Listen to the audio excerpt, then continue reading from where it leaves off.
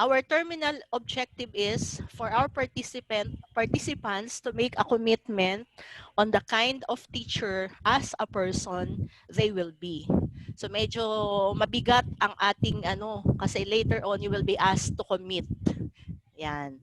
Next, for our session objectives, number 1, to establish deeper understanding of the personal qualities of a teacher.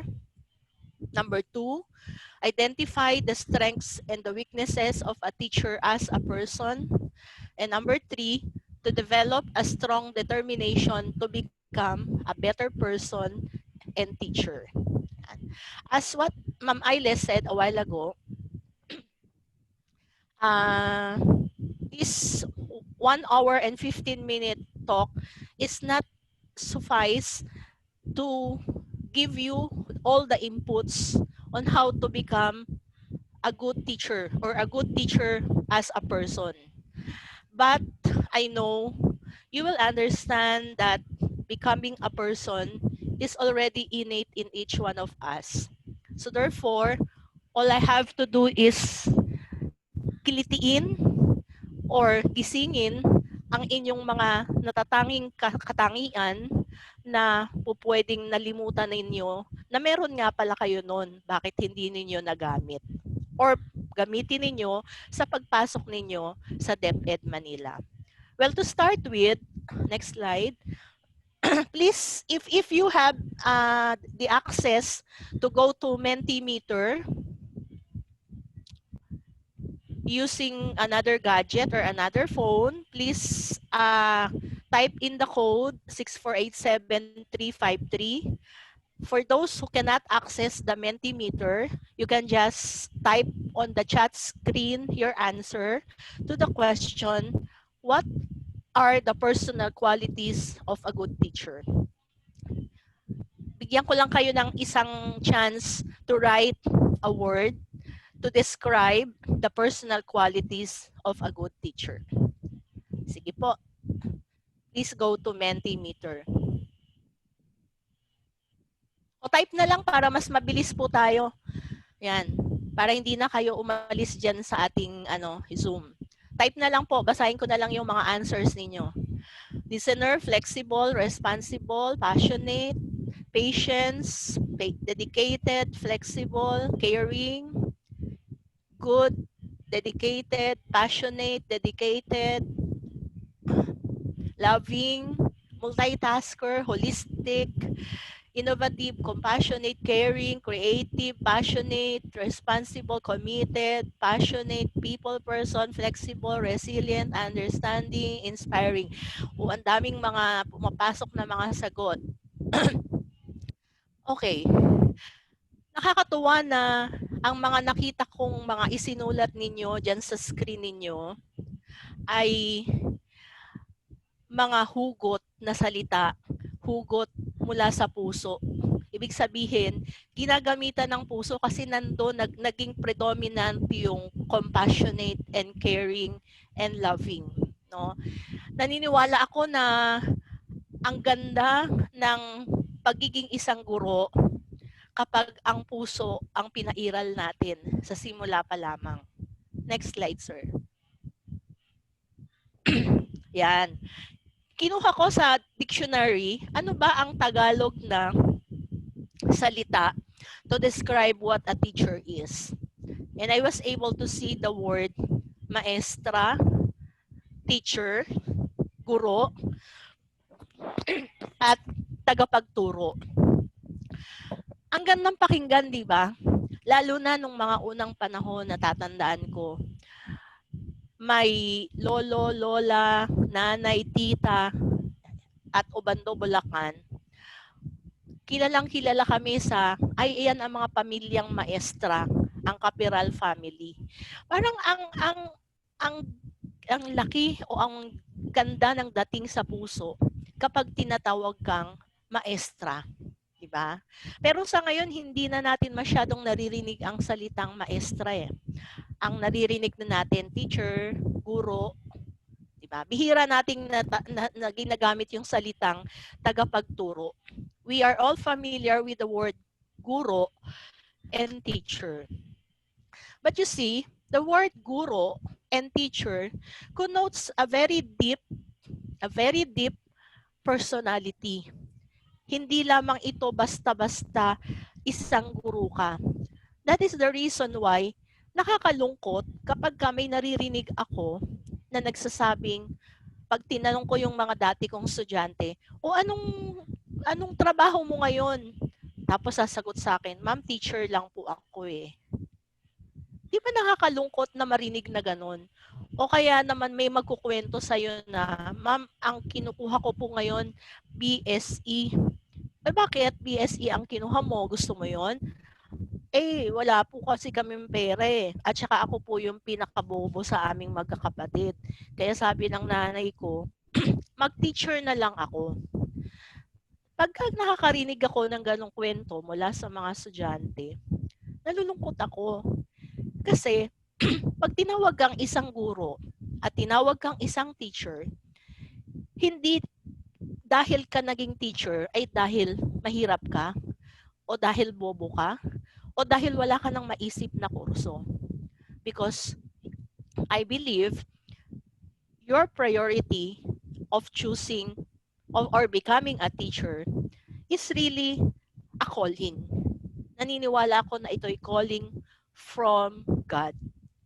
Lalong-lalo na pag nanatili kang isang teacher, nandun na talaga yung calling. Okay, let's check it out. Next slide. Ma'am? Yes. Before we proceed po, do you have any electric fans po na nakatutok po sa inyo? Yes Ah, po, papatayin ah, ko. kahit po paki-redirect sa ibang Sige. direction. Okay, okay. Ayan. Okay, thank you, ma'am. Okay. Ah, okay, meron tayong checklist. Mabilisan itong gagawin. I hope you have your ball pens and pens or ball pens and papers with you. Meron akong checklist na ipo-post, and then this is actually 60 items pero mabilis lang to ha. Check lang kayo dun sa item o probably isulat nyo lang yung numero na kayo yon from the checklist. Okay? Hindi ko to masyadong ipaprocess na todo-todo, but later on, I would like you to reflect more dun sa sinagot ninyo. Okay? Sir AJ, paki-post po yung, hindi yan, yung nasa word natin. Yung naka-word. Na I repeat, using your pen and paper, please use the checklist to find out your personal characteristics which would help you become a good teacher. The qualities listed are few of the many attributes needed, but the list given you would suffice. At doon tayo iikot ng discussion natin. Maganda kasing meron kayo nito, makita nyo eh. Yan. So this was done by a certain Bilbao, telling the title is, Am I this person? Yan. Below are indicators of personal qualities which may describe you. All you have to do is to place a check mark on the blank before each item if the indicator fits you most of the time, or an X if the description does not fit you most of the time. Yan. So ano lang to ha, yung mabilis na pag-iisip, wag niyo nang wag nang masyadong palalimin kasi magtatagal tayo. 1 to 60 po tayo. So, yan, 1. I will not be reading in detail each number. Kayo na po ang bahalang magbasa and check.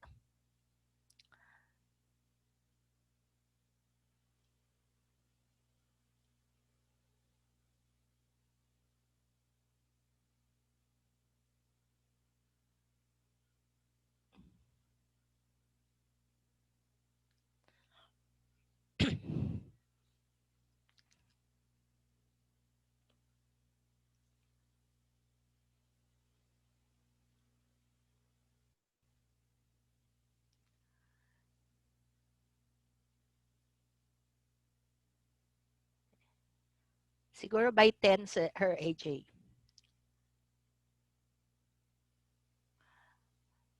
You don't need to put on the chat box your check or X. Sarili nyo pong listings yan. So kayo ang makakakita niyan.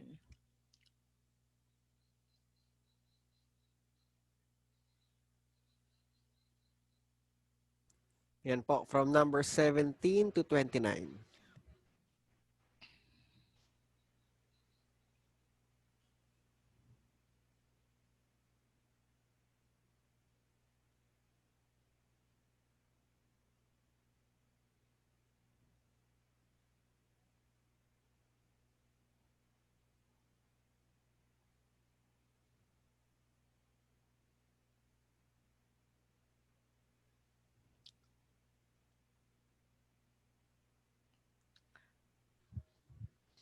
Okay, Next na, Sir next. AJ. From 30 to 46.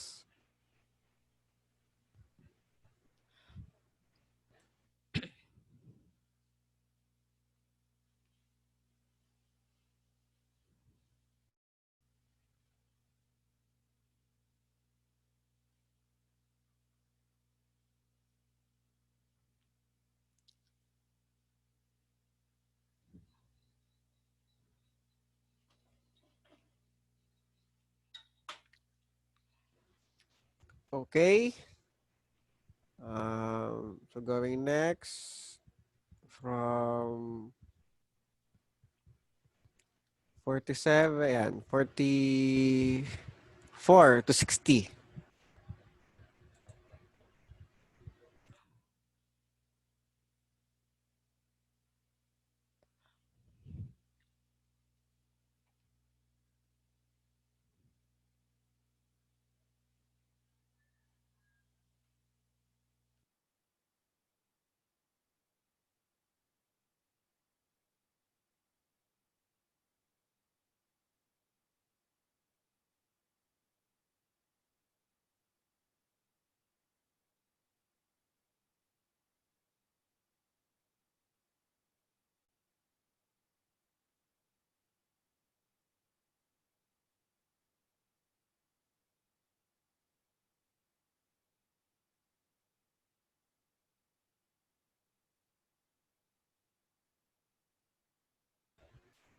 Okay, ma'am? Please type on the chat box if you're done. So pag medyo may nakita na akong marami-raming nagdone, then we can proceed.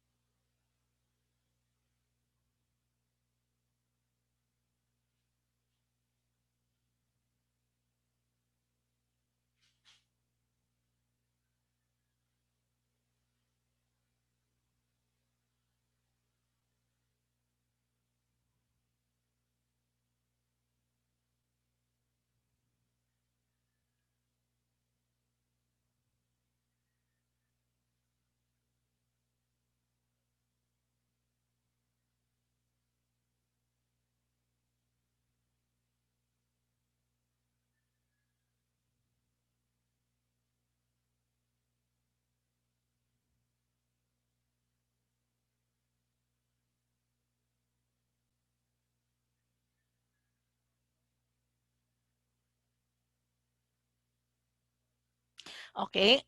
Medyo madami na. The rest can follow. Okay, next. Sige sir, pakibaba. Yan. So we have here the 12 personal attributes that was described by the checklist you have answered a while ago. If you want, you can you can screenshot it and have it saved on your phone or your laptops so that later on, pwede kang mag-refer dyan. So there are the cluster of items were also indicated on the second column. That means numbers 1 to 5 on the checklist focused on intelligence. Number 6 to 10 is focused on emotional stability. Up to the last part, which is 56 to 60, reliability. Okay. These 12 personal attributes, we are going to discuss in detail a little later. Okay, if you have that screenshot on your phone now, let's move on to the next slide of my presentation, Sir AJ. We can leave that Word document now.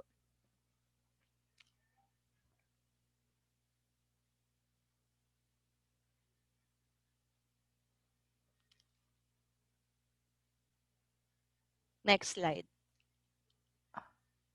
Okay, how are you going to interpret your answers? Remember that the cluster is by 5. So if for numbers 1 to 5, you checked numbers 1, 2, 3, 4, 5. So the interpretation is you have very high intelligence. Okay? But if you only check 4, high lang ang interpretation natin doon. And if you only check 1 on that particular cluster, so very low yung interpretation nun. So the rest of the answers from number 1 to 60 are clustered 1 to 5. So madali lang siya. Then the next thing is you will be referring to the personal attributes corresponding to the 5 checklists na ginawa ninyo, and then you can interpret your own. And then you are going to determine on your own, because this will serve as your reflection after the end of my talk, during your idle time, during your personal time. You are going to determine which of the 12 attributes is the highest on your list. So kayo yung makakapagpatunay kung tama ba na ang highest mo yung motivation, o tama ba na ang highest mo ay yung pagiging mataas ang self-confidence, and so on. And then you can also determine which of the 12 attributes is the lowest in your list. The lowest would mean, siguro ang naging score mo lang doon o yung interpretation is very low or low.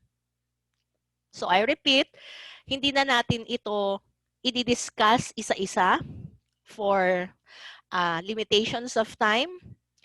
And then, you are going to just reflect on your answers.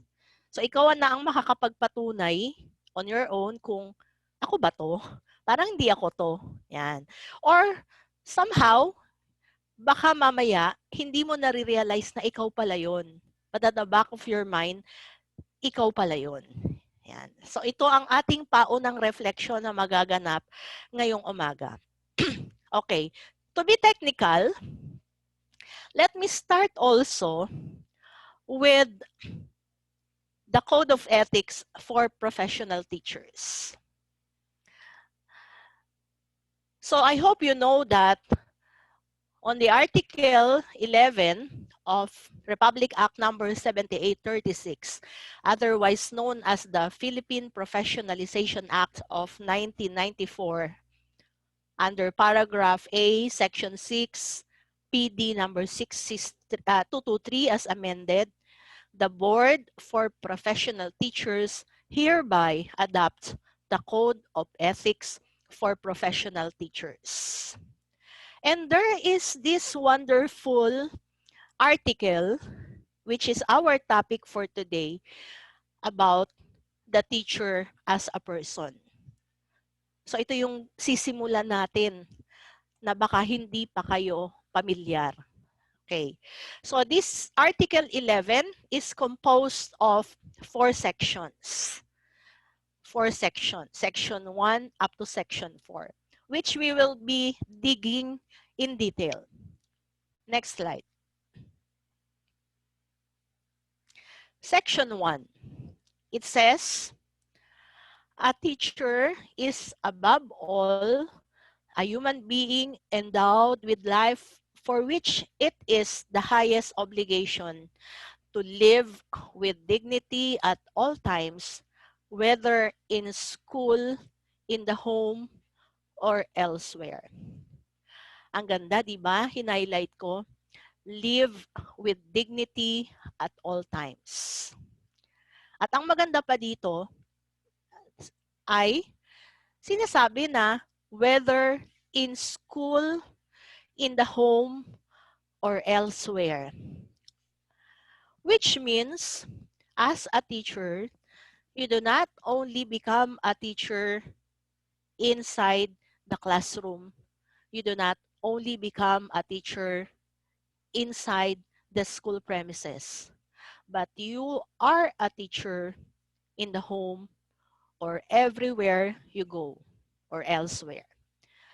And the number one code of ethics or conduct is for the teacher to live with dignity at all times. May I hear from you? Please put on the chat box. Paano nyo gagawin ang living with dignity at all times? Patinig nga po. How can you live with dignity? Yan. Anong maaari mong gawin bilang isang guro para ikaw ay mabuhay at isabuhay mo ang pagiging ang to live with dignity. Sige nga po, pa-type sa chat box natin. So to live with dignity is to act as professional, dress well in everywhere, honesty, choose to do what is right, take responsibility, prinsipyo at paggalang sa kapwa, act professionally, always on the truth, being decent and good example to the student, by respect, maging mabuting tao. Yan, ang dami yung mga sinagot na may kinalaman sa dignity. Pero yung iba ay medyo generic po ang inyong sagot. And nakatawag pansin sa akin yung maging mabuting tao. Yan. Ang pagiging mabuting tao po ay masyadong malawak. Pero nangangailangan talaga ang isang guro na maging isang mabuting tao. Okay, next. Section 2. Thank you po sa mga sumagot. Section 2 says that a teacher shall place premium upon self-discipline as the primary principles of personal behavior in all relationships with others and in all situations. Yan, naka-highlight po sa akin, self-discipline. Self-discipline. At premium kumbaga sa isang premium pass talaga, premium need talaga ang self-discipline. Because this is the primary principle of personal behavior in all relationships. This is not simply needed as a teacher. Self-discipline is primary needed in all relationships, in all situations. Mapapansin ninyo sa section 1 and sa section 2, medyo nakakakaba na ang maging isang guro. Nakakakaba na. Bakit? Kanina, anong sinasabi natin? Kahit saang lugar. Ngayon naman, sa ating self-discipline, kahit saang sitwasyon o kahit anong sitwasyon. Yan. That is the reason why, as a teacher, you or we are all challenged to become a model. To become a model. Kaya nga minsan yun yung natatawag nating medyo mahirap na challenge sa isang teacher. Sa lahat ng panahon, sa lahat ng sitwasyon, sa lahat ng lugar, kailangan maintain mo ang dignity mo as a person, and we also maintain self-discipline. Okay, let me hear from you. Kailan ninyo magagamit ang self-discipline? O paano ninyo gagamitin ang self-discipline bilang isang guro? Use the chat box.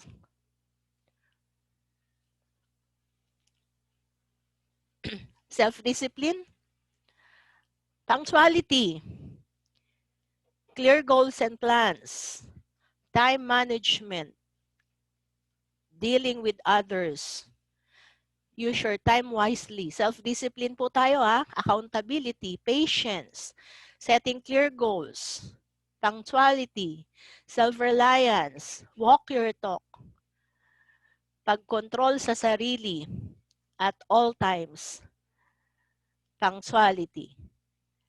Okay. Salamat po sa mga sumagot. Alam nyo, ang gandang marinig, kaya gumagamit po ako ng Tagalog no? Alam nyo, ang gandang madinig po sa Tagalog yung context, yung pagsasalin sa Tagalog ng mga English words natin. Yung actually in section 4, isang buong section ay sinalin sa Tagalog. Yung self-discipline ay ano po yung magandang Tagalog na gagamitin natin dito? Disiplina sa sarili. At may dugtong si Ma'am Mary Jane, kahit walang nakakakita. Yan. Ang ganda nun, di ba? Disiplina sa sarili kahit walang nakakakita. And that's right.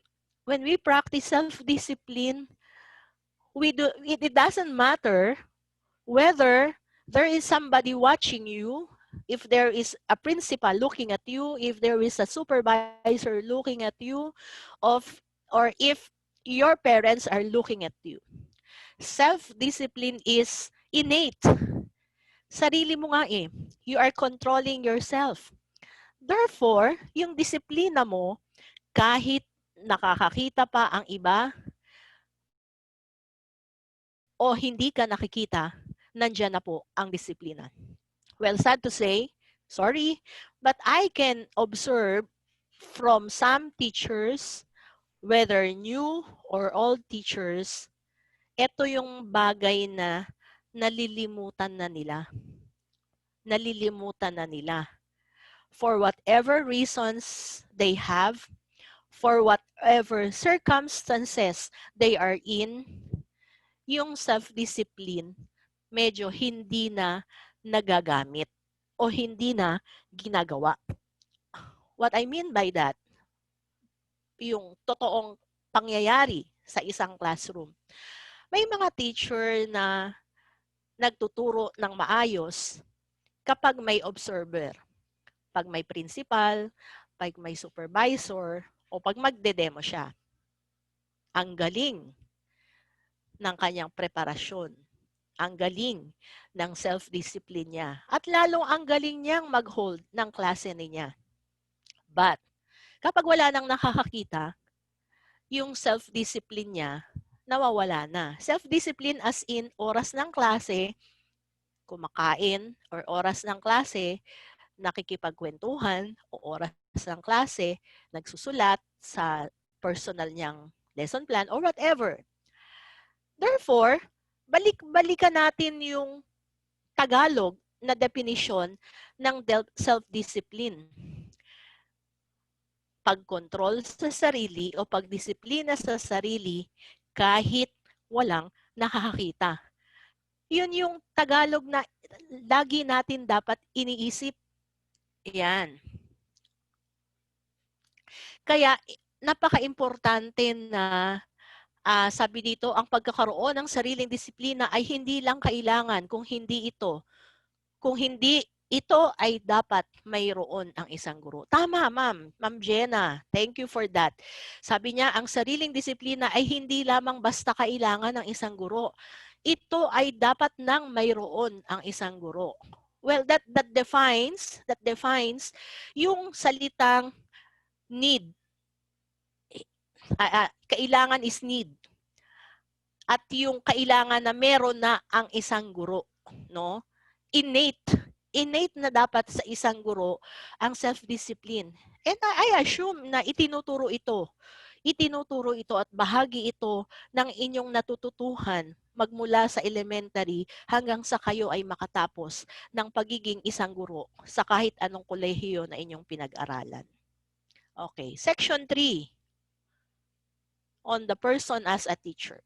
Yan. A teacher shall maintain at all times a dignified personality which could serve as a model worthy of emulation by learners, peers, and all others. Yan. Again, nandyan pa rin yung at all times. Walang exception ng oras. Siguro, sabihin na natin na in all places. In all places. At all times. Dignified personality which could serve as a model worthy of emulation by learners, peers, and all teachers. You see, as a teacher, you must remember whether you belong to the public school or the private school, the teacher is one of the many public figures in the society. Bakit? Alam po natin na tayo, kahit nasa ang lugar tayo, alam ng tao na ikaw ay isang guro. So kahit saan po tayo magpunta, kahit nasa palengke tayo, kahit nasa mall, kahit nasa simbahan, minsan magugulat ka na lang may tatawag sa'yo, "Ma'am." Yan. If you are medyo matagal ng teacher in the field like me, I have been teaching for 25 years already. When somebody calls me ma'am outside the school, ang unang tinatanong ko, estudyante ba kita? Yan. Yes, ma'am. Tapos tatanong ko kagad, anong batch? Di ba? Ang kasunod na tanong po nun ay, actually, dahil tatlo po yung school na pinanggalingan ko, kasunod na tanong din po nun, saang school kita naging estudyante? At anong subject kita tinuruan? Yan. At susunod na natin yung tanong na, anong course? Ano ba yun? Ano nang trabaho mo ngayon? O ano nang pinagkakaabalahan mo ngayon as my former student? What I mean by that is, kahit saan po tayo pumunta, dapat nandun po ang ating dignified personality. Kasi hindi po pwedeng mag-aalis ka ng maskara mo paglabas ng classroom o paglabas ng school. Kasi ang daming nakatingin sa atin. Again, babalik at babalik pa rin tayo doon sa self-discipline. Bakit? Ang disiplina sa sarili kahit walang nakakakita. We are maintaining our self-discipline and we maintain our dignified personality whether may nakakakita or walang nakakakita. Because we consider teachers as model worthy of emulation. Yun po yung kakambal ng salitang guro, teacher, maestra, at tagapagturo. Ang hirap, di po ba? Ang bigat ng isang teacher. Dignity, self-discipline, dignified personality, at all times, in all places. Ang tanong, kaya nyo pa ba? Ayan. Ngayon pa lang, challenge ko na kayo eh. When I was handling my students at PNU way back 10 or 15 years ago when I was faculty teacher then, part-time teacher, lagi ko pong sinasabi sa mga estudyante ko, siguraduhin yung pinag-isipan nyo ang pagpasok nyo sa kurso ninyo o lalong-lalo na kapag magiging guro na kayo. Because being a teacher is becoming a model. Therefore, if you cannot be a model, then think twice or thrice. Baka naman po hindi para sa inyo ang teaching. But do not be discouraged by that. That, my word, is for you to be encouraged more. For you to be encouraged more. Because after all, ano po ba ang goal natin sa buhay? Maging isang modelo. At gagamitin ko yung ginamit ng isang nag-chat kanina. Maging isang modelo ng pagiging isang mabuting tao. Di po ba? Paging isang modelo ng paging isang mabuting tao. And that section 4, which is the next slide, on article number 11, says that a teacher shall always recognize the Almighty God as guide of his own destiny and of the destinies of men and nations. Ito po yung pinaka maganda. Kahit na sa feeling natin, ang hirap palang maging isang teacher kasi kailangan maging modelo ng pagiging mabuting tao. This, we should recognize that there is that Almighty God serving as our guide. And there is that Almighty God that will be serving as guide for the destinies of men and nations. Tagalogin po natin, yan, nilagay ko sa slide. Kung ang guro ang gumagabay sa mga mag-aaral, ang puong may kapal naman ang gumagabay sa mga guro bilang isang tao o individual. Ang mga guro ay nararapat na kinikilala ang poong may kapal bilang tagagabay sa anumang pagsubok na kinakaharap niya sa pagtuturo at tagagabay sa kanyang patutunguhang direksyon. Yan. Bakit ko po yan nilagay nung nakita ko yung translation na yan? Kasi mas kinilabutan ako doon sa Tagalog translation eh. Di po ba? Kasi sabi nga eh, kapag ang guro yung gumagabay, nandiyan naman ang poong may kapal na gumagabay sa mga guro bilang isang tao. So therefore, whatever religion we have, ang gandang maging kinakapitan natin ang prinsipyo na yon na hindi ako mahihirapan dahil may isang poong may kapal na gagabay sa akin. Yan. And it is always encouraged that teacher should always start the day with a prayer. Lord, bahala ka na po sa akin ngayong araw na to. Lahat po ng challenges na ibibigay mo sa akin ay alam kong nandyan ka lang. Kaya tutulungan mo ko. This is recognizing the Almighty God as our guide. Ang ganda ng Article 11 ng ating Code of Ethics, no? Aapat lang. Napakadaling tandaan. Pero kahit hindi mo siya i-memorize, basta maalala mo lang na there is an Almighty God that is guiding us, hindi ka maliligaw. Mabigat po ba ang ating dinidiscuss ngayong umaga? Pasensya na kayo, medyo emotional ako, no? Kasi this is also my time to reflect on my own as a teacher. Kasi ngayon bilang PSDS, hindi na ako masyadong nagiging teacher in the classroom. But the challenge is a little greater because I am becoming a teacher to the teachers and the principal because we are assisting them on how each one will go into the direction na mapaunlad natin ang buhay ng ating mga mag-aaral. Okay. Medyo gawin nating light ng konti. Let's move on to the next slide. Yan.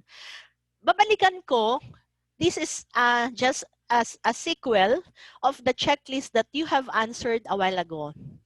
This is based on the NCBTS domain standards, which is the personal attributes of a teacher. Yan, the personal attributes of a teacher. Sir AJ, ma-check mo ba kung if you are going to click on intelligence, kasi naka-hyperlink yung bawat word dyan eh. Yes, ma'am. Okay.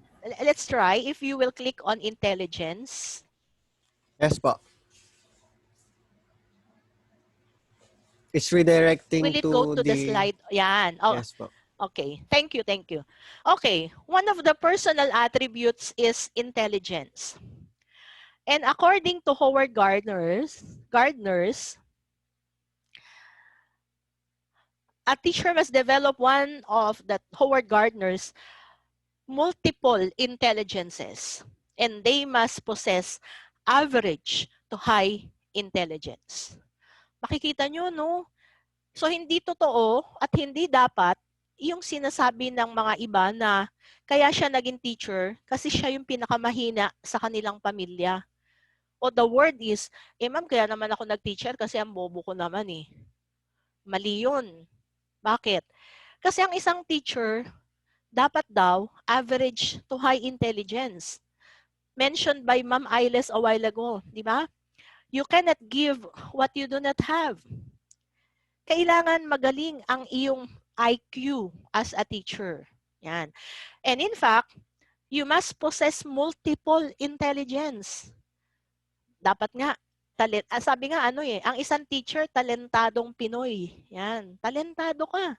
Hindi pwedeng wala kang talent as a teacher. Lalong-lalo na pag elementary teacher ka, di ba? You can see elementary teachers dancing, singing, drawing, nagle-lettering, nagpupukpok sa kanilang classroom, nagpipintura ng kanilang mga desk, nagpe-prepare ng sample food para sa kanyang lesson, etc. etc. So, ang dami niyang pwedeng magawa at gawin sa loob ng classroom. On the right side of the slide is yung 5 attributes na sinagutan nyo kanina, whether you check it or you put an X on it.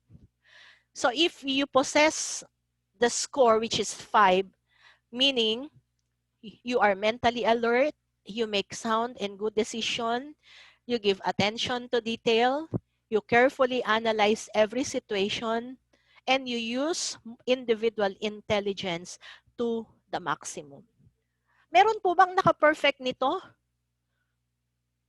O merong hindi naka-perfect? Walang problema. O, si Ma'am Irene, naka-perfect siya. Very good. Yan. So, that means check na siya. No, high, very high siya sa intelligence. So, maganda. No? Ang isang teacher talaga, I'll give focus on giving attention to details. No? Hindi pwede, yung sinasabi sa commercial, yung hindi pwede na yan. Kailangan sa teacher, nandun yung ano mo na, kailangan pwede na yan. Because you were able to analyze every detail and every situation. And you were able to give attention to details. And in that, you were able to give a sound decision. Eh, syempre, unang-una, syempre, yung dapat mentally alert ka. No? Like ngayon, nagbibigay kami ng talk. Kahit nasa bahay ka, nag-iisip ka pa din. Na-challenge ka agad yung isip mo. Sa lahat ng mga sinasabi ng mga speaker, you are taking down notes because later on, you are going to apply this to your classroom o to your students. Kasi, ay, oo, ganito nga pala yung gagawin ko. Okay? Next. Sir AJ, sorry. Please go back to intelligence. Sige. Yan. Tapos i-click mo siya. Then it will go back to the next. Yan. Please click on reliability. Nasa kanan. Yan. So for the reliability, the teacher, hindi ko makita sa screen ko. A good teacher to whom others can lean on for her or his support is honest and sincere in words and actions. Yan. Dalawang ano po to dalawang word. Reliability is when others can lean on you. Yan. Others can lean on you. And it means, nandun na rin yung sinabi ata to ni Ma'am kanina, yung collaboration. Hindi pwedeng mag-isa ka lang sa mundo, no? Because you see, you are working as a team in the school or in the classroom. So therefore, it is not only the teachers leaning on you, but your students also leaning on you for support.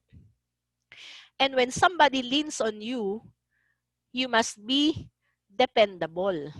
And when you are dependable, lalalim na tayo lalo sa puso na natin because when somebody leans on you or when somebody trusts you, gamitin ko na yung word na trust, you must be honest and sincere in words and action.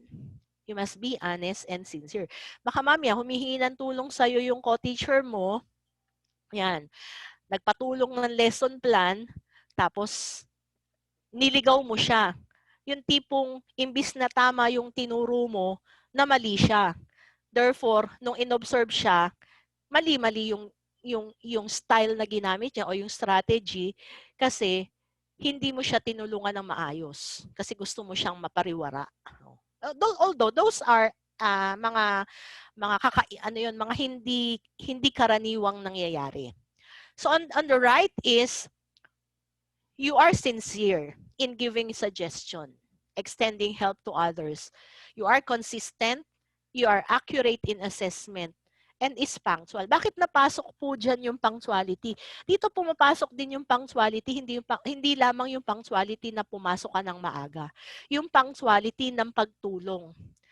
Baka mamaya may humingi sa'yo ng tulong na kailangan niya bukas, tapos sasabihin mo, ay busy ako, sa isang araw na kita tutulungan. So, umalis ng lulugo-lugo yung humihingi sa'yo ng tulong. Of course, syempre, kung busy ka that time, pwede mo naman siyang pakiusapan na, okay lang ba mamaya after ng klase ko? O okay lang ba mamaya pagdating ko sa bahay, mag-chat tayo kasi nandun, malakas yung signal ko sa internet and then I can help you. That's it. So, reliability and dependability is another attributes of a good teacher. You can click on that, Sir AJ. Yan. Let's move on to pleasantness. Nandito sa left. Yan. Kasama na rin yung sa pleasantness po ang attractiveness. Yan.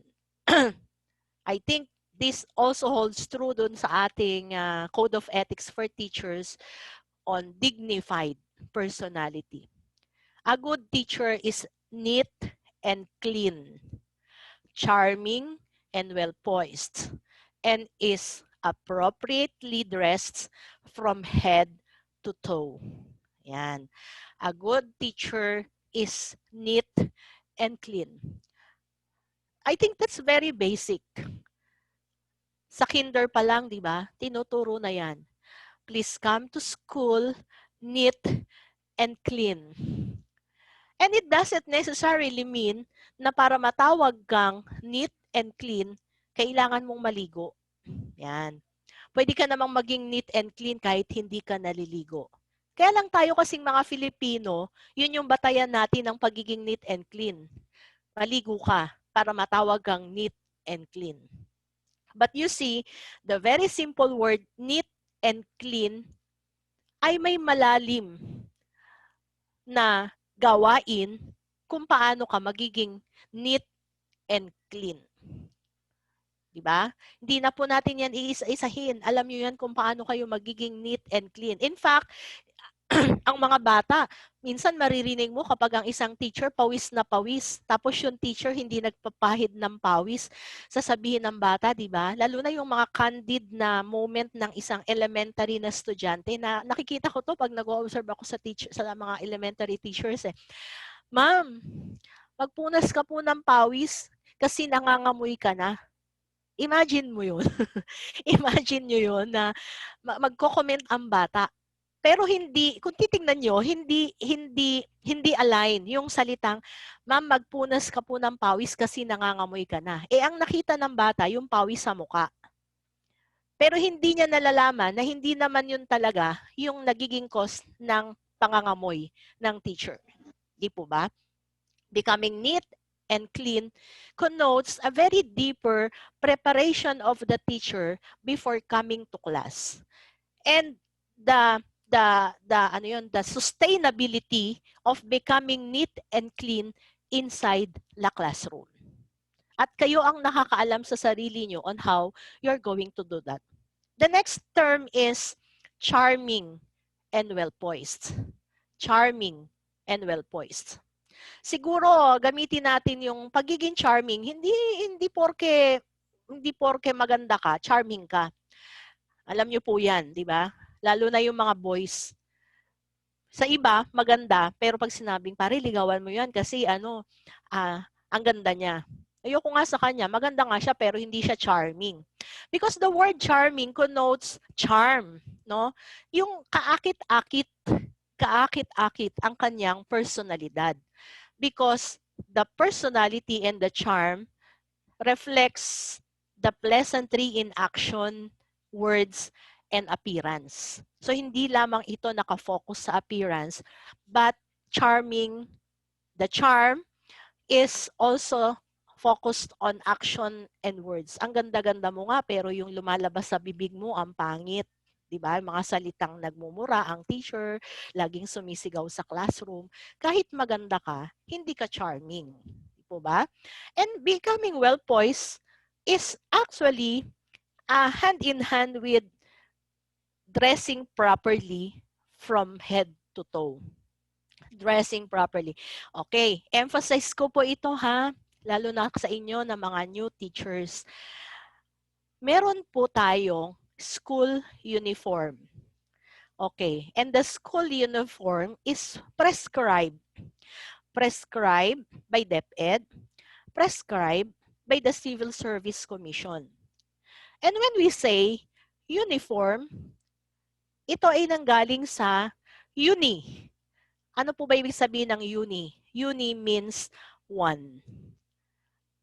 One means iisa lamang po ang itsura. No? Iisa lamang dapat ang itsura ng damit ng teacher sa school. Ano lamang po ang nababago? Yung size. Yung size. Kasi iba-iba naman ang build ng mga teacher. May payat, may maliit, may matangkad, may pandak, etc. etc. Pero yung itsura ay uniform. Therefore, there is no such thing na sasabihin ng teacher na, "Ma'am, pareho lang naman po ito." Hindi pareho. Halimbawa po, ang uniform ng Monday ay pink blouse and black pants. Tapos eto yung isang teacher, may suot na pink t-shirt and black pants. Tapos pag sinabi mong, "Ma'am, why are you not in uniform?" "Ma'am, I am in uniform." The teacher is not in uniform kasi naka-t-shirt siya. Because the uniform is a blouse. You only become uni kasi pink na t-shirt. Pero when it comes to that uniform as prescribed by DepEd and Civil Service Commission, uniform for teacher is a pink blouse on Monday. Okay? Kaya importante po 'yon. Nakita ko dito may nag-chat dito na it's how you carry yourself because of how you portray yourself to others. Tama. And dapat ang teacher laging nakangiti at dapat approachable. Yes, yung laging nakangiti at dapat approachable, kasama siya sa charm ng isang teacher. Kasi hindi ka lalapitan ng isang bata para humingi sa iyo ng tulong at hindi hingi sa iyo ng tulong ang kapwa mo teacher kung wala kang charm. Yan, kung hindi ka nakangiti at kung hindi ka approachable. Next. Sir AJ, next po. Doon po tayo sa objectiveness.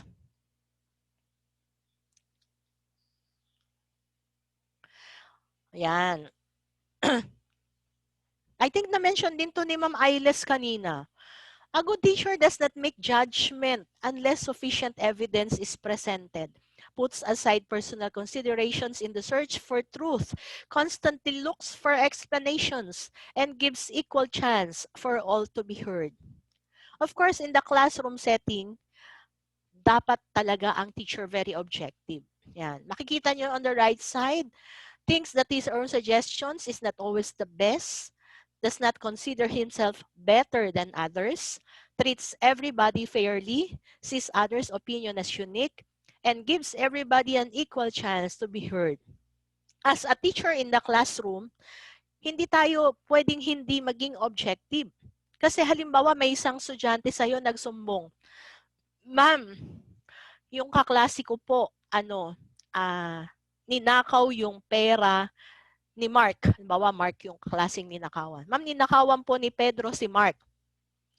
Pag hindi ka objective na teacher, susugurin mo kagad si Pedro. Sasabihin mo kagad sa kanya, "Pedro, magnanakaw ka ha?" Ganyan, ganyan. Well, that's too degrading on the part of the student. Lalo na kung hindi mo pa naman napapatunayan na siya talaga yung nagnakaw. Parang wala din siyang pinagkaiba na, "Ma'am, sinuntok ako. Kaya po nagdugo o nag-black eye yung mata ko. Sinuntok po ako ni Pedro." Tapos pinagalitan mo kagad si Pedro. Sinabihan mo kagad si Pedro na, "Bring your mother tomorrow. Doon tayo sa guidance mag-usap." Yan. Hindi pwedeng ganun. The teacher must be fair and just in dealing with your students. You have to give everybody an equal chance to be heard. Kailangan pakinggan mo muna. And that's the reason why, dito sa pagiging objective ni teacher, dito papasok yung kailangan ang teacher matalino.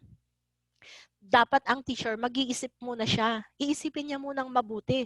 Hindi porke naging fair nga siya, pinakinggan nga niya yung dahilan kung bakit sinuntok o dahilan bakit ninakaw, tapos pagkatapos nun, o sige, napakinggan ko na kayo ha, bati na kayo. Hindi pwedeng ganon.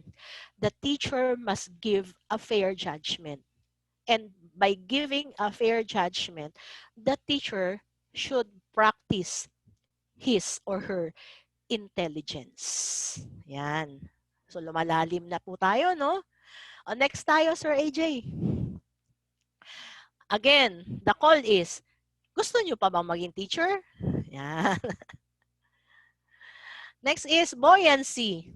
Oh, it's a scientific word, buoyancy. Sabi dito, a good teacher survives difficulties, knows how to balance life amidst adversities, and always looks at the positive side of life. He has high interpersonal intelligence and a good sense of humor and cheerful and alert. Okay. Tanungin ko po kayo, you can type on the chat para meron naman din kayong chance to express your opinion. In this time of pandemic, if you are a new teacher, pagpasok pa lang ngayong 2020, 2021, o kahit a year ago, in this time of pandemic, how are you going to show your being a buoyant teacher or a teacher with a sense of buoyancy? Sige nga po. Paano nyo mapapakita na buoyant kayo ngayong panahon na to? Optimistic. O in your preparation for the coming school year, malapit na po, October 5. Ang tagal na nating nagpe-prepare sa school natin with the LCP plans of the principal. How do you apply buoyancy sa sarili ninyo? Yes, a teacher is flexible, a teacher is adaptable, but how do you do it specifically right now? Innovative, adapts to change. Si Ma'am Irene, ang ganda. I have been educating myself on what to use for future purposes like webinars. Yan, attending webinars. What about the materials that you're going to prepare for the new normal? How do you practice buoyancy? Yan, bukas sa pag-aaral ng teknolohiya para sa distance learning. Learning new technology. Practicing on how to navigate the different kinds of online platforms. Research, read, write new lessons, try different platforms. Tama. Very good. Thank you po sa mga sumagot. Because this is how we are going to survive the difficulty of this new normal starting October 5. Kapag hindi po tayo magpe-prepare for this, hindi tayo magiging buoyant. We always adjust to different situation and we always look at the bright side of life. We look for the positive side of life. That's the reason why marami at sana hindi kayo at sana kasama kayo doon pala sa marami na you are not aiming for academic freeze, no? I hope you are not aiming for academic freeze. Bakit? Kasi kaya natin 'yan eh. We can survive because teachers are buoyant. Teachers can practice buoyancy because we feel comfortable. We feel comfortable as member of any group. Sorry, sir, I just thought na mag-a-adjust ako kasi medyo na late. Okay, anyway, sige Sir AJ, let's move on to the next.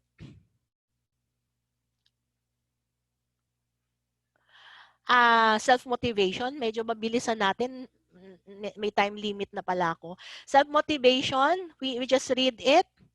So you never has physical vigor to do his job, never leaves any assigned task unfinished, etc. So nandyan po sa kanan ang 5 attributes na chineka ninyo or nilagyan niyo ng X. I'm just hoping that you have really that motivation and the drive to become a good teacher. Next po.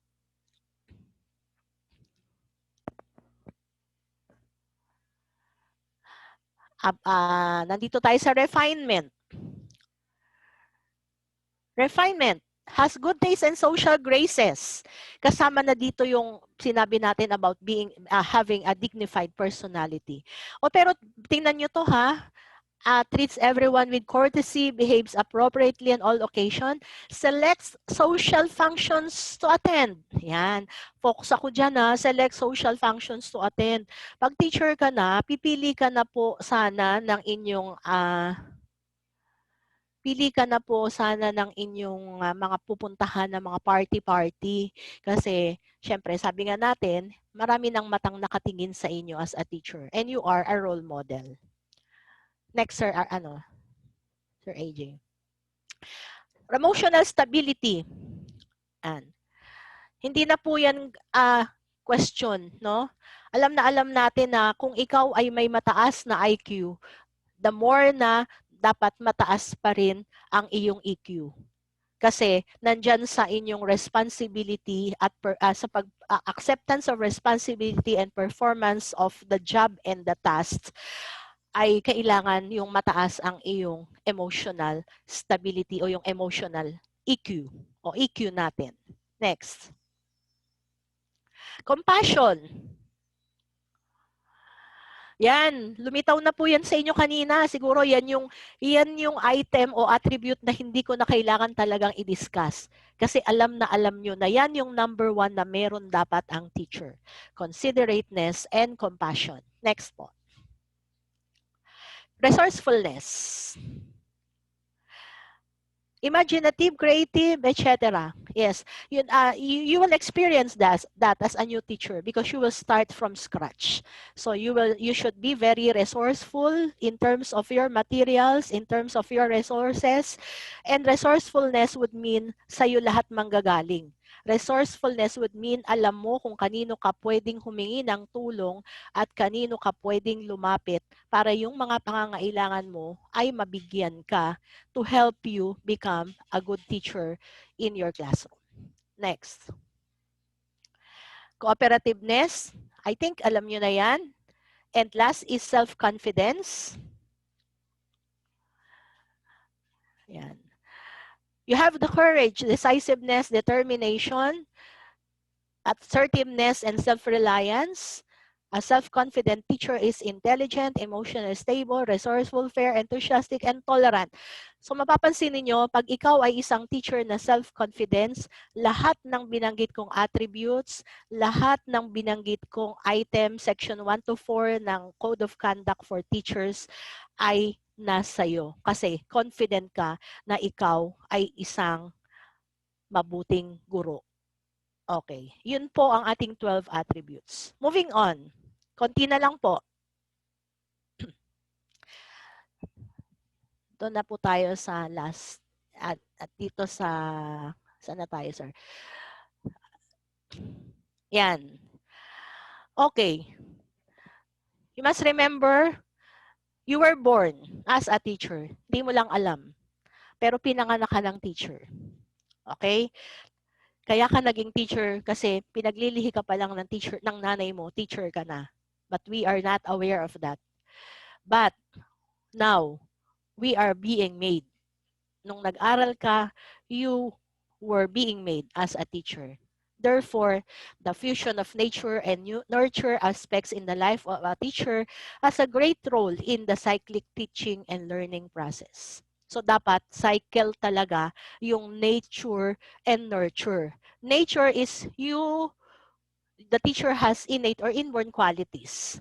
Nurture means there is our surrounding that will contribute to the holistic development of the teacher. And this is our training ground. So nature and nurture teachers are made and born. Next. So meron lang akong nakita. So, yung mga binanggit ko kanina po, ideals yun, di ba? Parang ang hirap maging isang ideal teacher. But there is this hashtag teachers are human na nakita ko sa Instagram. Authored by Fairchild and McGowan. Not authored, but parang ginawa nila to sa Instagram because they would also want to celebrate imperfections of teacher and acknowledge the struggles that educators face. Kaya to date, there are nearly 500 posts on Instagram. Meron lang akong papakita sa inyong apat na mga pictures na nakita ko na worth na mapakita sa inyo ngayong umaga. Picture is next. Teachers are humans. I have anxiety. I cuss a lot. My house is messy. I am sensitive. Next. I need coping strategies too. Next. I hate grading papers. I rush to leave campus life like the kids. I have crippling anxiety that I manage with therapy. Next. I silently purr and blame it on a student. Yan. Titingnan nyo, no? Gusto ko lang i-emphasize dito bakit ko to pinakita sa inyo. Kahit na meron tayong ideal na ito yung teacher, ito ako dapat, you must always remember that teachers are human. Okay, teachers are human. Kailangan nating magpakatao bilang teacher, pero tayo po ay tao at tayo ay may mga kainaan din bilang isang tao. At meron din po tayong mga struggle na na-encounter sa araw-araw. Therefore, masama ba na magkaroon tayo ng mga weaknesses? Masama ba na magkaroon tayo ng struggle? Of course not. That is part of being human. That is part of being human. Okay. From the teachers are human, meron silang summary na pinakita. Lahat na sir, i-ano mo na. They were able to come up with this summary na siguro ipapabasa ko na lang sa inyo some other time. But I will focus on the last. Meron pa yung last, sir. Sir AJ. That meaningful and lasting change is slow. Yan. That meaningful and lasting change is slow. If you think you are not that ideal teacher as of the moment, hindi pa huli. Because if you want to become a better teacher, then you have to change. And it says that meaningful and lasting change is slow. And it is a process. And it is a cyclic process of nurturance and nature. Okay. Next. Okay. Gusto kong panoorin nyo to end my talk. This is a video about a certain teacher. Mas mapapasmile po kayo later, pero makikita nyo ang ganda nitong video na to. Iyan ang aking pagtatapos ngayong umaga.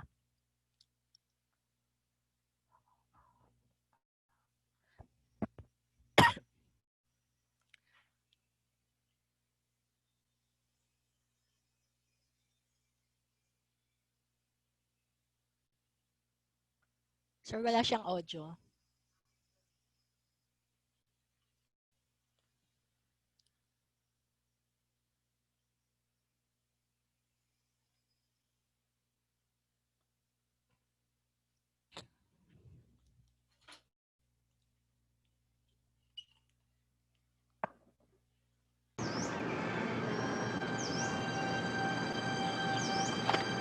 Ang extra strength ko, hindi galing sa aking mga pangarap.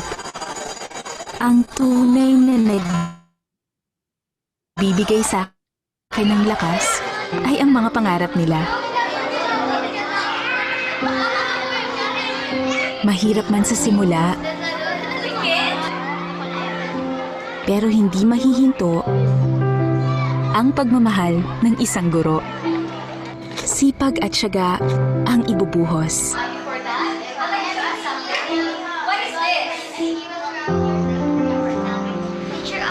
Para sa isang taas ng kamay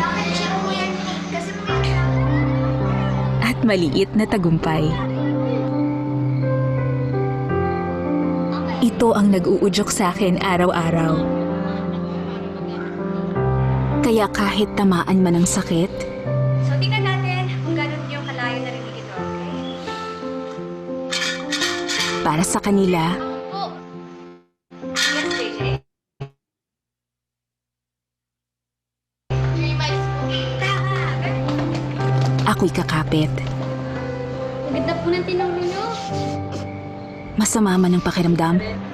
50.9. At nabibigatan na ang katawan. Kahit nakakatuksong bunggay.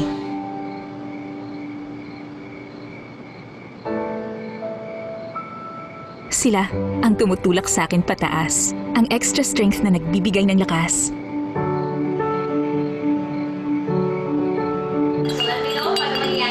Para tuloy ang serbisyo at walang tigil ang pag-unlad. Para sa mga pangarap nila na kailangan matupad. Mga estudyante ko, may extra strength. Kapag kailangan ng malakas na panlaban sa sipon, baradong ilong at sakit ng ulo, Sinotab Extra Strength. Ikaw, sino ang may extra strength mo?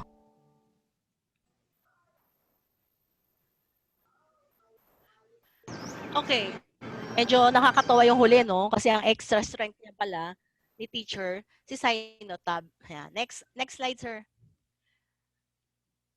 Okay, that's your point for reflection. Next slide, sir, yun. Yung question ko dyan, ikaw, bilang isang, okay na, sir, yun, ikaw. Yung ikaw, sir. Sir AJ, ikaw. Ikaw, saan ka humuhugot ng extra strength mo? Kung naging guro ka na, o magiging guro pa lang, kung naging guro ka na, ang question is, saan ka humuhugot ng extra strength mo? Kung magiging guro ka pa lang, saan ka kaya huhugot ng extra strength mo? Yan, kasi ang paghuhugutan mo ng extra strength mo, yun ang gagabay sa'yo at yun ang magbibigay sa'yo ng lakas para ipagpatuloy mo ang dakilang adhikain ng iyong pagiging isang guro. Just to end, ito po ang assignment ninyo sa bahay. Again, hindi po ito checkan ng kahit sino. Sa pagsisimula ninyo, kayo ang gagawa ng sarili ninyo. Next slide, sir. Sir AJ. Kayo ang gagawa ng sarili ninyong commitment. Ilagay nyo to sa kwarto nyo. Yan, ilagay nyo to sa kwarto nyo. Parang nagre-review kayo sa board, di ba? May mga Manila paper kayong nakalagay sa kwarto para makabisa nyo yung mga terms. Yan. As a teacher, I should. O pwede nyong gandahan kung medyo kayo ay literary writer. Pwede nyong gandahan yan. But all you have to do is commit yourself to becoming a good teacher. Ang pagiging teacher, ang pagiging tao, ang pagiging mabuting tao. Yun ang hamon sa inyo ng ating talk, ang aking talk ngayong umaga. Ulitin ko, ang pagiging guro, ang pagiging tao, at ang pagiging mabuting tao. Magandang umaga po sa inyo lahat.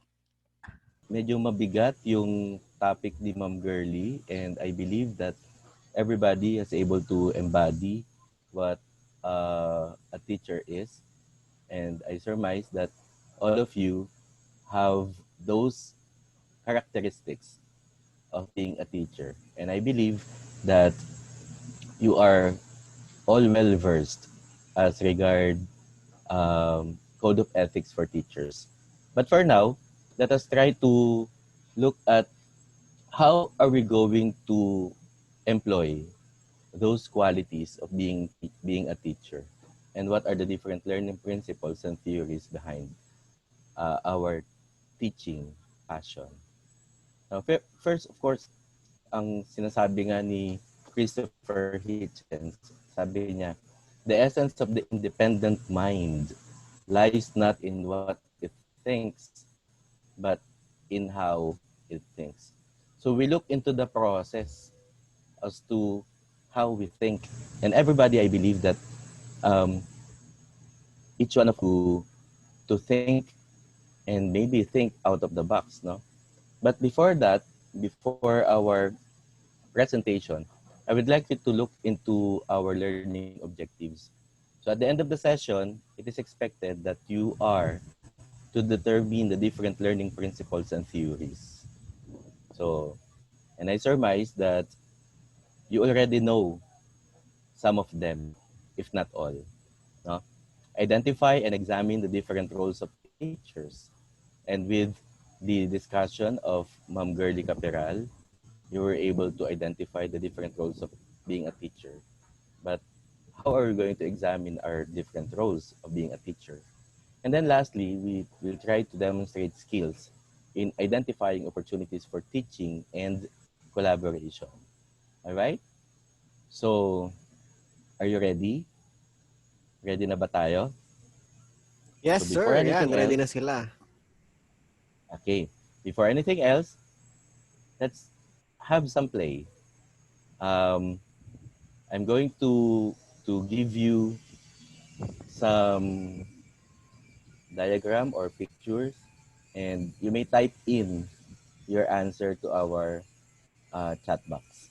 Okay, so here we go. What do you see?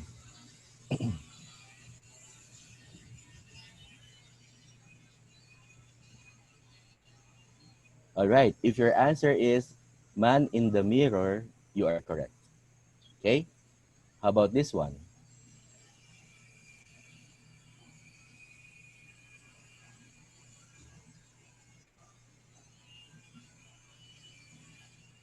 All right, so if your answer is fishing corner, you are correct.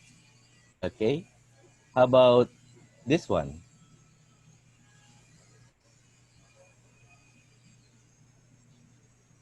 All right, that is falling for you. And how about this?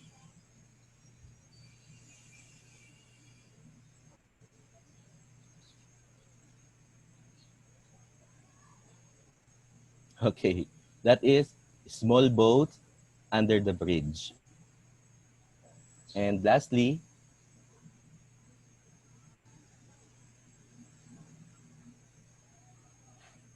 all right, there's so many fishes in the sea. Okay, now, having all those activities, what were your realizations after playing the game? Meron ba?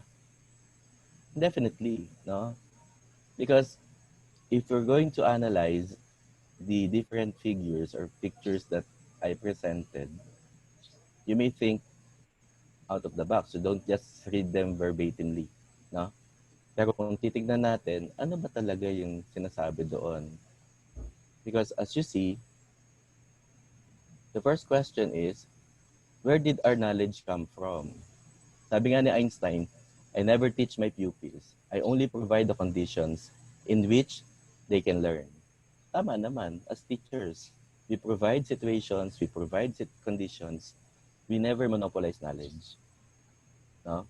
We learn also from our learners. Okay? Now, as you have here, where did our knowledge come from? From the perspective of tautology or the logic itself, we may say that knowledge is acquired through two things. Number one is a priori, and the other one is a posteriori or a posteriori. What is a priori? A priori, of course, ito yung sinasabi nila that at our knowledge comes from reasoning. We may not experience things, but We have reasons out of that. A posteriori, on the other hand, we learn based from our experiences. No? There are a lot of things that we experience, and all those experiences may nakabalot na lesson out of those experiences. Okay? Now, our learners actually may be treated like a tabula rasa. I believe that everybody here is familiar with tabula rasa. Naging best friend natin si John Locke when we were in college, di ba? Natatandaan nyo that human mind is like a tabula rasa. Tabula rasa is a blank slate. Parang walang laman. No, tayo, bilang mga tao, we tend to our experiences, which is a posteriori, and we tend to our reasons, which is a priori. So yun, yung mga bagay na yun yung naglalaman sa atin. So based from the epistemological point of view of John Locke, we tend to look into this as part of filling in the knowledge in our minds. Now, what then are we going to be, or what then is going to be our role as teachers in filling up or filling in what's missing in the minds of our learners? So first and foremost, of course, we look at our professional qualities. Okay? Ano ba meron sa mga professional qualities natin? Aside from which that code of ethics was discussed by Ma'am Gerlie, we look into the professional qualities of teachers. So first and foremost, mastery of the subject matter. Kanina nabanggit na nga ni Ma'am Ailes that we cannot teach what we do not know. Well, of course, teacher must have a thorough understanding of the subject matter that he teaches. And definitely, tayo bilang mga teachers, continuous yung process natin into learning something. Like for instance, if you were assigned a topic or assigned a subject into which you are a major of that subject matter, definitely, hindi mo naman agad-agad na sasabihin na, oh, alam ko na yan. But we have to review things dahil maybe the subject matter that had been taught to us years back. No? Kaya definitely tayo bilang mga teachers, we need to have time to review matters, to review things. Para pagdating natin sa harapan ng mga learners natin, we may know what we are talking about. We will not be caught unaware na we do not know what the topic is all about. No? Then second, of course, understanding of the learners. So, tayo bilang teachers, we must understand the basic principles of human growth. Iba-iba ang learners natin. No? We have to understand, as I said, the basic principles of human growth and development. And I surmise that everybody here has rubbed elbows with Thorndike, kay Eric Erikson, o sino pa ba yung mga learning theories natin, no? Na pag sinabi nating titingnan natin yung mga learning styles ng bata, done and done, no? Yung mga tipong yung mga learning theories na yon, I believe that we understood them very well during the time that we were in college. So it is not enough for us teachers to know the characteristics of our learners. One good thing here that we have to love them. We must like them. All right? Then, aside from that, understanding of teaching principles and skills in the use of teaching techniques for implementation. A teacher must not only know what to teach, but also how to teach the subject matter. No, there are a lot of strategies, there are a lot of methods and approaches that we can employ in our teaching learning process. The teaching methods may involve understanding of the curriculum theory and practice, the nature and principles of learning, and even types of learning outcomes, and the psychology of motivation, and individual differences.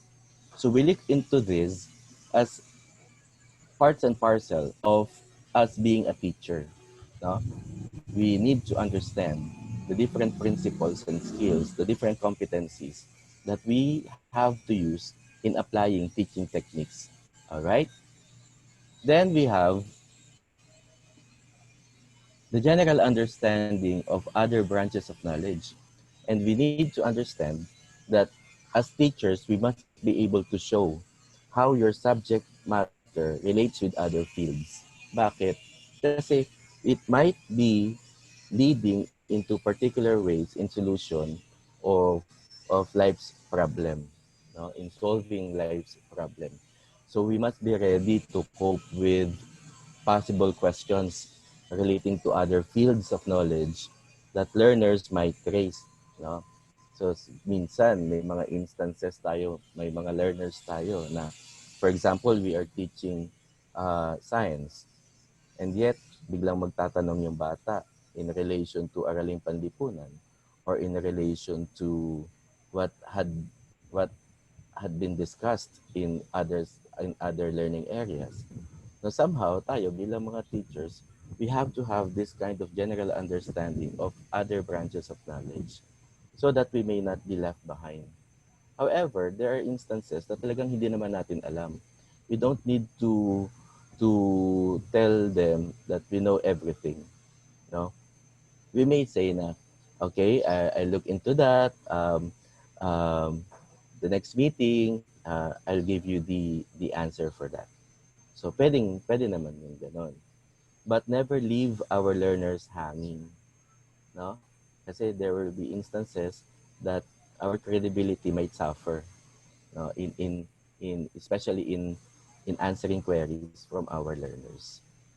Then understanding and appreciation of the teaching profession. Ano bang meron? So we must be aware of the value of high ethical professional relationships. Okay? So we need to understand the importance of our profession and how are we going to use them in in our work, no, socially useful work, and recognize its rewards as well as the restrictions and trials. So ganun yung common understanding natin on the professional qualities of being a teacher. Now, the teacher's roles have been discussed by Ma'am Gerlie. By this time, we will be looking into the professional qualities of being a teacher. And I surmise that all of you already have known this kasi lumalabas naman to lagi sa board exam. No? At kaya kayo nandito ngayon kasi lahat kayo pasado ng board exam. One of the qualifications, no? One of the qualification standards of being hired in a public school system. Kaya we will not be dealing much of this kasi alam ko naman na you have the knowledge on this matter. Okay? Now, the second question, how did we develop thinking? Paano ba yun? No? Kasi dun sa thinking natin, paano ba nag-emerge yung critical thinking and creative thinking natin bilang teacher? Kasi aside from understanding the professional qualities, we need to understand how did we develop thinking. I have here the Trinitarian philosophy of history. How did we develop, no? Since time immemorial. And I believe that everybody here have heard of the Trinitarian philosophy of history. This is according to Bartek in 1988 na sinasabi niya that as human beings, we all resort to having faith. No? Kapag hindi natin alam out of reason, we resort to faith. Sabi nga sa Hebrews 11:1, faith is the substance of things hoped for and the evidence of things not seen. So, from this faith comes reason. During the Renaissance time, more particularly, dumating sila René Descartes, dumating sila Immanuel Kant, and we were able to find reasons out of things. and we find reason out of our faith. And as we gear towards the Industrial Revolution come in 17th to 18th century, we are now dealing with facts. And up to this point in time, we are now dealing with facts. Until such time that people will now have, again, kapag nagkaroon ng anarchic world, we will again resort to having faith. And yung nangyayari ngayon sa pandemic, hindi natin maipaliwanag kung bakit nangyayari ito, and everybody resorts to faith. No? Okay? So that's how we revolve, no? As teachers. That's how we revolve in dealing with our knowledge and how we come up with our thinking. Now, how then are we going to relate these to education? Mabilis lang ako ha. Kasi ang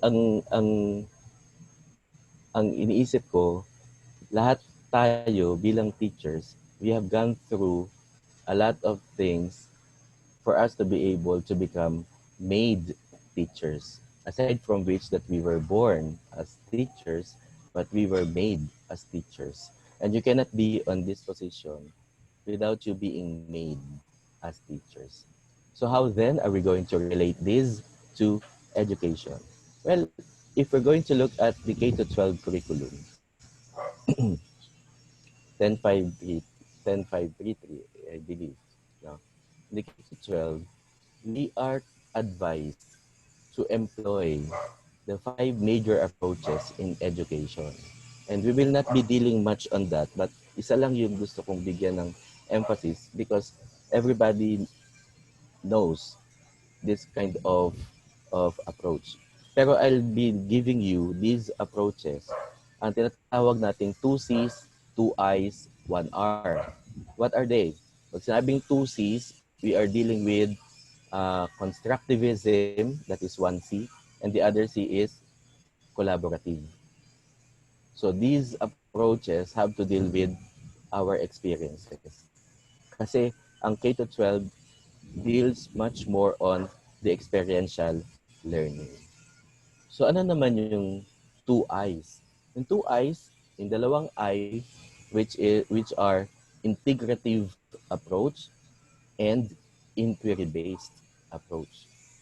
So pag sinabi nating integrative approach, so we deal with, of course, the term is integration of the many facets that we may look into our subject matter.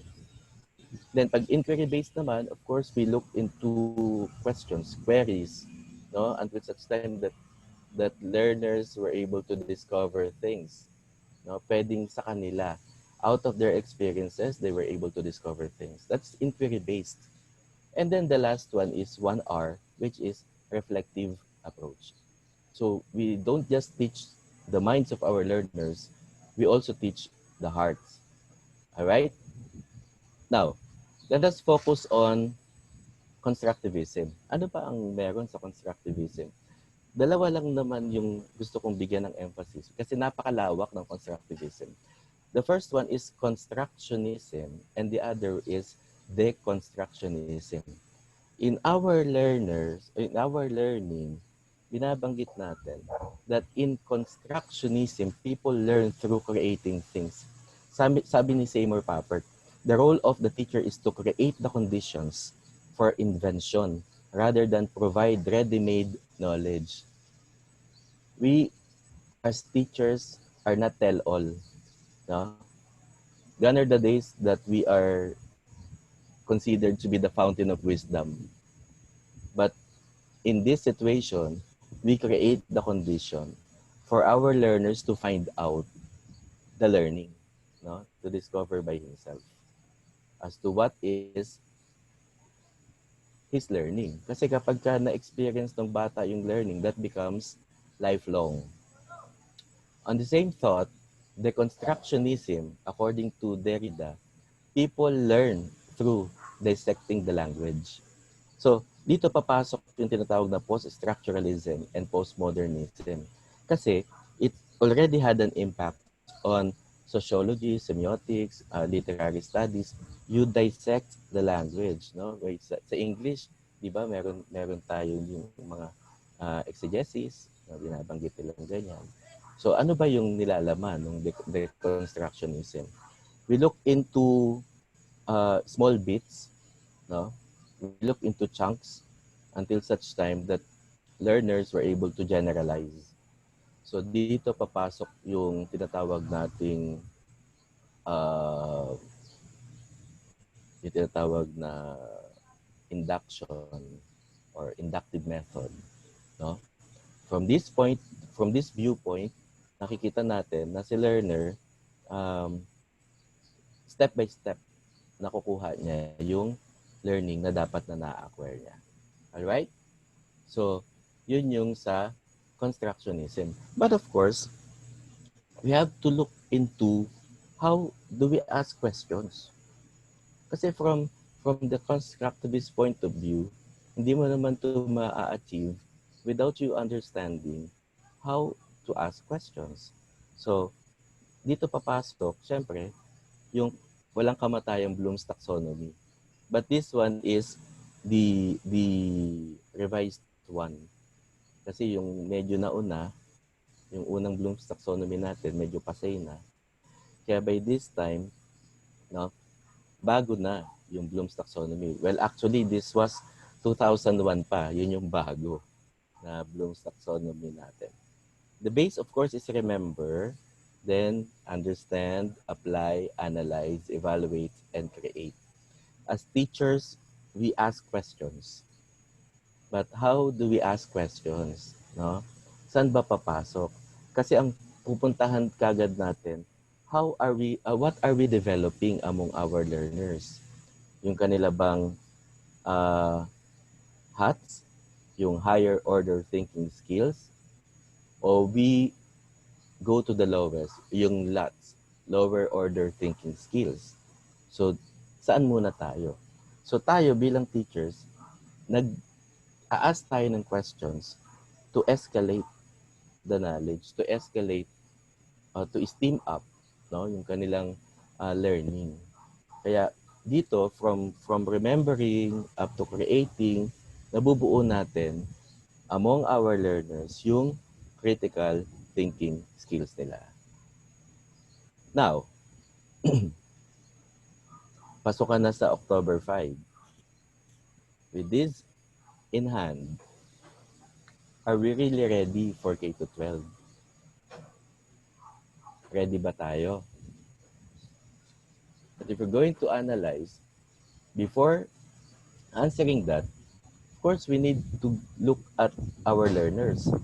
Who are our learners ba? According to Bugelski in 2004, he described learning as the mental activities by means of which knowledge and skills, habits, attitudes, and ideals are acquired. So we are looking into the competencies.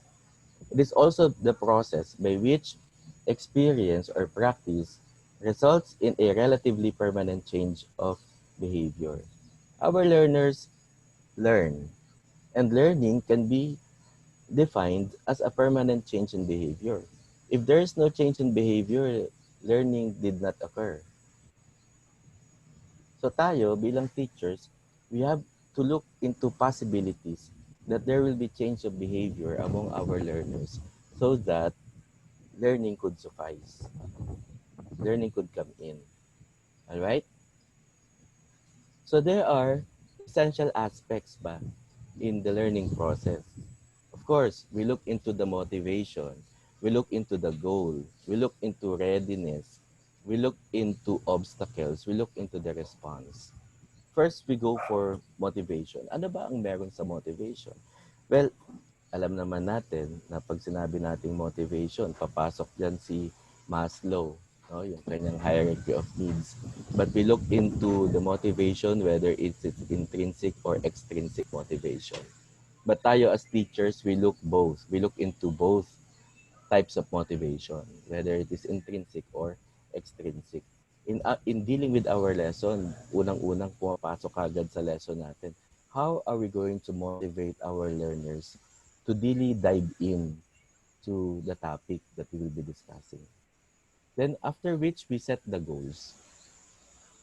Are we really achieving that? Or are we really targeting what is to be targeted? No? Then how are we going to ready ourselves? Yung readiness natin bilang mga teachers. No? Did I read a lot? Am I really prepared? How how do I look like? Parang ganon, di ba? As teachers, tinitignan natin yung from physical to emotional to social aspects. Na tinitignan natin what is the level of my readiness? Am I really that ready to face my class? Am I really that ready to teach the lesson? But of course, we will be looking into so many obstacles, no, that may come in. Kasi lalo ngayon, in a situation where we are online, no? Yung iba asynchronous. So look at those obstacles. But of course, despite all these obstacles, titignan pa rin natin. There might be silver lining out of those obstacles. No?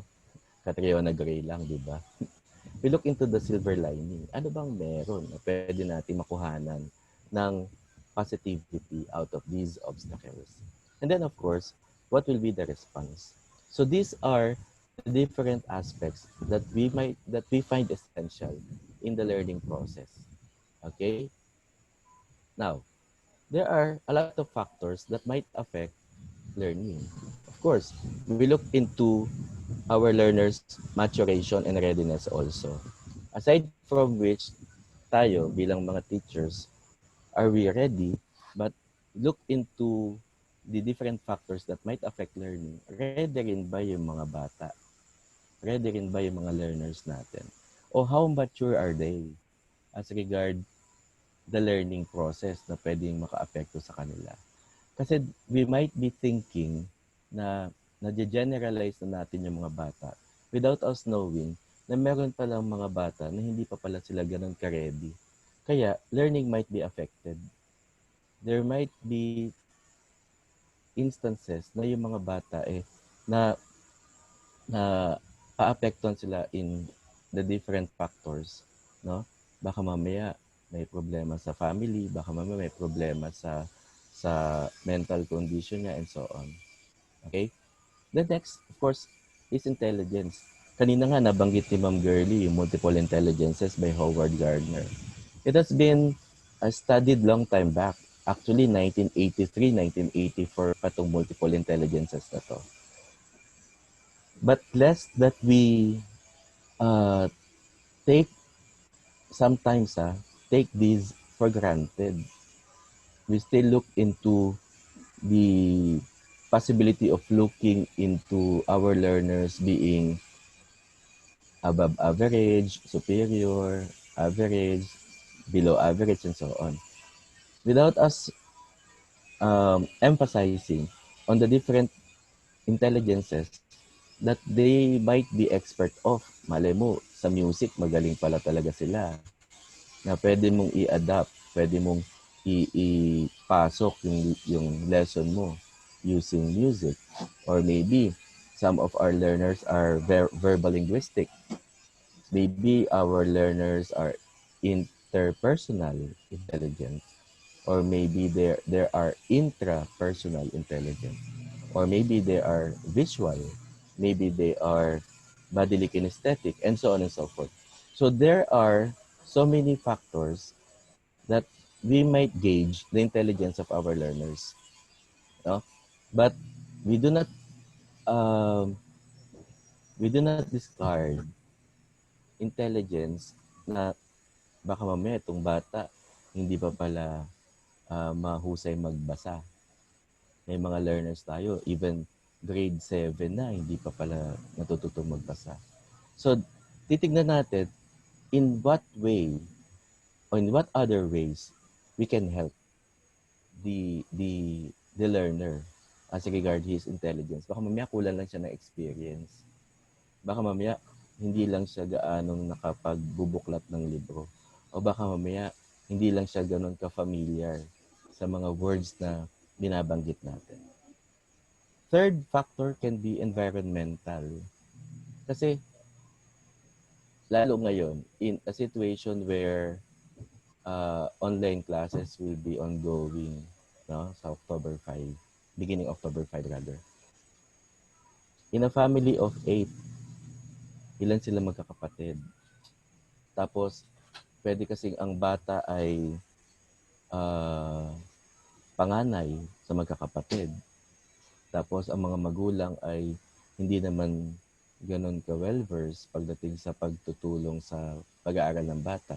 So, sometimes, yung bata might be left alone. So, we look into these conditions also. So, papaanong paraan pa tayo pwedeng makatulong? That's the beauty of being a teacher. Eh. We sometimes go out of our box, from our comfort zone, to help others.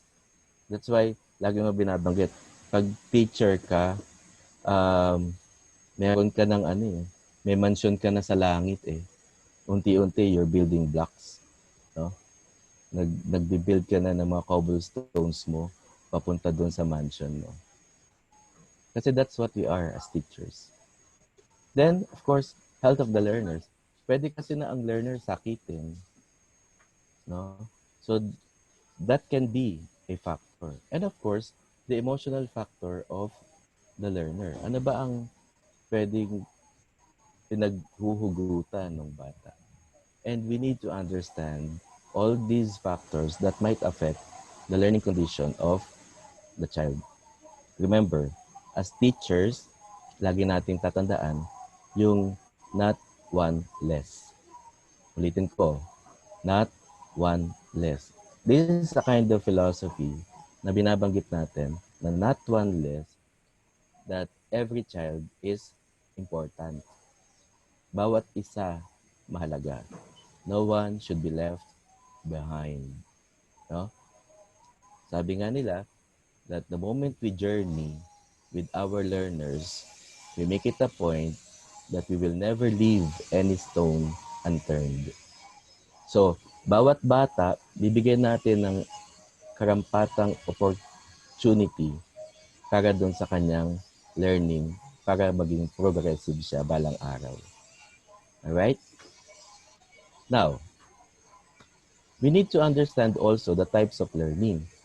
So, meron tayong 4 na binabanggit: rational, motor, associational, and appreciational. Ano ba ang meron sa rational learning? In the rational learning, it is clearly intellectual in nature kasi rational, thinking, no? It comes in the mind. It also involves the process of abstraction into which concepts are formed. Yun yung rational. Paano ba natin ginagamit, paano ba natin binubuo yan? Of course, there are so many ways kung paano natin mabubuo ang rational learning. And some of you might be or might have used or utilized concept mapping, ano pa ba yung mga nagbubuo ng graphic organizers, mga ganyan. So we scaffold the learning process for a learner to be able to become a rational learner. How about motor learning? So this involves naman the development of patterns in the neuromuscular coordination. So yung adjustment on perceptual situation, dito nagkakaroon kasi ng accuracy of perception ang mga bata. So doon yung motor learning. Pwede kasi halimbawa, yung coordination ng hand movement sa sinasabi. So if you want a learner to give emphasis into something, pwedeng ipagamit mo itong motor learning mo to. Okay? How about associational learning? This is a type of learning which is manifested primarily in the functioning process of association and memory. Of course, our learners have prior knowledge, prior information. No, pag nagturo ka ng math, they already have known basic operations. ng mga na- addition, subtraction, multiplication, and division. However, yung learning na yun, mag-escalate yan, no? As we move along into higher grade level, of course, yung learning nag-escalate din. However, we need to understand that we need to associate prior learning then as part of their memory for us to be able to process the functions in the association of the new topic. And the last one is appreciational. So this involves the process of acquiring attitude. O dito naman, sabi ko nga kanina, we don't just nurture the mind, but we also nurture the hearts. No? The ideals, the satisfaction, yung judgment niya, yung knowledge concerning values.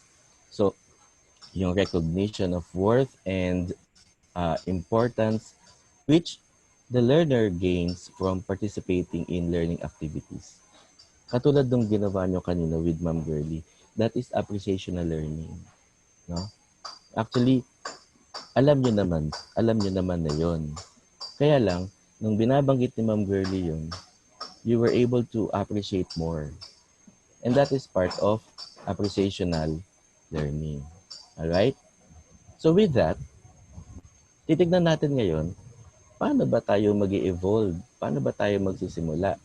Understanding our learners, we might be looking into Kolb's learning cycle. Remember, our learners already have their concrete experiences. No? Ano ba yung mga concrete experiences ng learners natin? Pag nasa bahay sila at wala sila sa ordinary classroom setup, they experience a lot of things. No? May prior knowledge sila. Yung tinatawag nating schema, no? They have prior knowledge on a particular subject matter. Then after which, yung kasunod na cycle nyo, yung kanyang reflection, yung kanyang observation. Then from reflective observation comes the formulation of a new abstract. No? He was able to conceptualize things based from his concrete experiences down to his observation, down to his reflection, and then pops in the new abstract or the new concepts. And these concepts are to be tested out until such time that it becomes part of his active experimentation.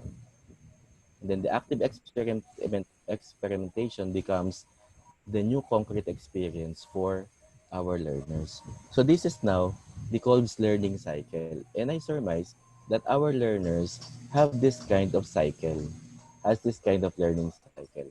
And even as teachers, meron din tayong ganitong episode. Remember, there are things lalo doon sa mga nag-advance reading, doon sa mga nag-aaral ulit. And you find out na doon sa mga dinidiscuss, may prior knowledge ka naman. Tapos, yung prior knowledge mo, magkakaroon ng panibagong reflection, magkakaroon ng panibagong observation. And then, what pops in is a new concept, no, based from the old concept, hanggang sa ma-activate mo siya ulit, ma-experience mo siya ulit.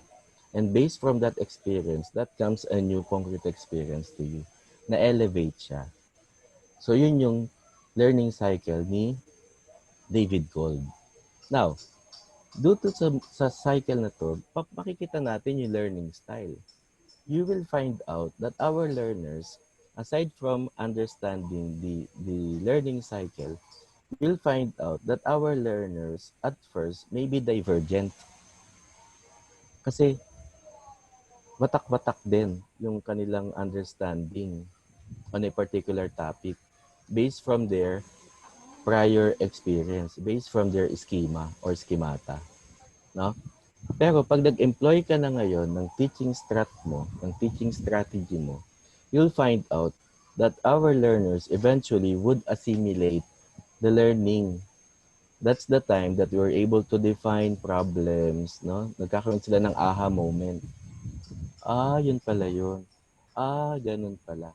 So, we were able to find out that your learners are becoming assimilators of learning. Until such time from being divergent, nagiging convergent na sila ngayon. So they now have a unified thinking into testing theories, into solving problems, kasi you were able to teach them the process. You were able to teach them the procedure step by step until such time that their learning becomes convergent.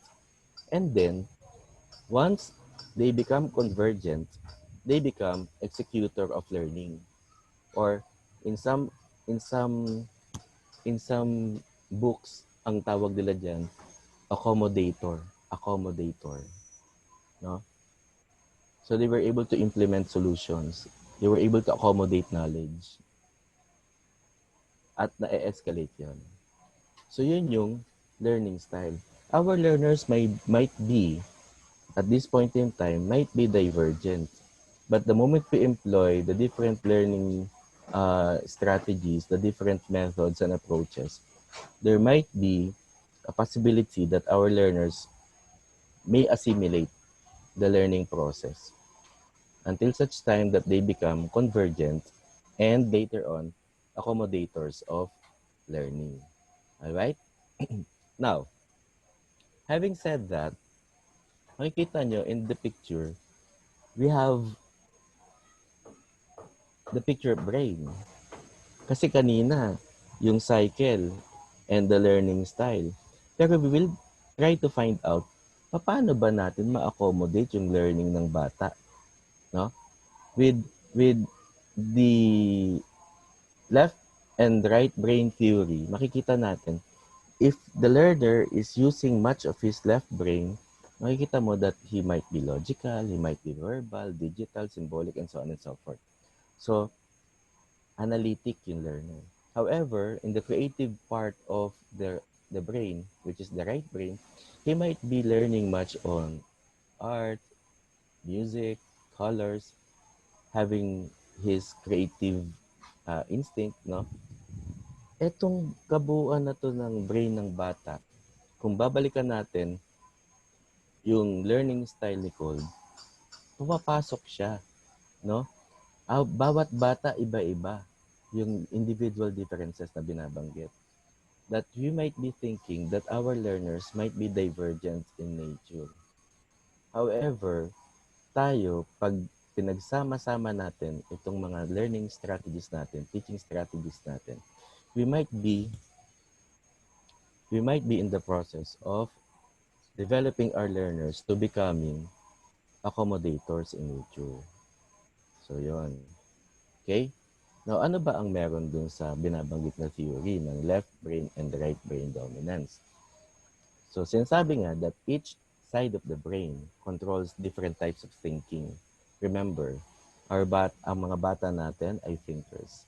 Additionally, people are said to prefer one type of thinking over the other. For example, a person who is left-brained is often said to be more logical, analytical, and objective. On the same thought, binabanggit natin that critical and creative thinking involves students thinking broadly and deeply using skills, behaviors, and dispositions. With such, there are reasons, logic, resourcefulness, imagination, and innovation in all learning areas at school and in their lives beyond school. So, dito, babanggitin natin na going back to the learning style according to Cole, nagiging convergent na tayo. Having employed the different learning strategies or the teaching strategies for us to be able to find out, for us to be able to develop the critical and creative thinking among our learners so that when the time comes that our learners become accommodator of learning, nakakreate nila yung panibagong concrete experience ng mga bata. And when that concrete experience becomes part of his discovery, it becomes lifelong. At yun yung hinihingi ng K-12, lifelong learning, lifelong skills. No? So tayo ngayon, bilang mga teachers, ito yung hamon sa atin na ma-develop natin yung lifelong skills ng mga bata. Kasi yun ang hinihingi ng K-12. Actually, even prior to K-12, tayong mga teachers, ginagawa na natin to, tama ba? No?